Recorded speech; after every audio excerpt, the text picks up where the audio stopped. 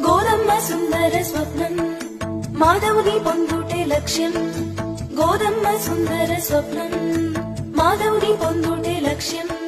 భక్తితో రచించే పాశురాలను లోకానికే మోక్ష సాధకాలను. పాశుర సంకీర్తనం భక్తికే సాధనం.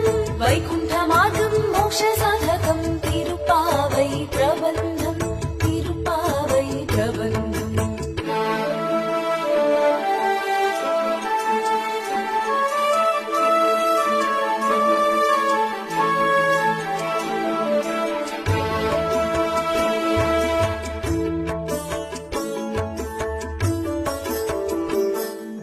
భగవత్ స్వరూప గురువులాళ్వారులు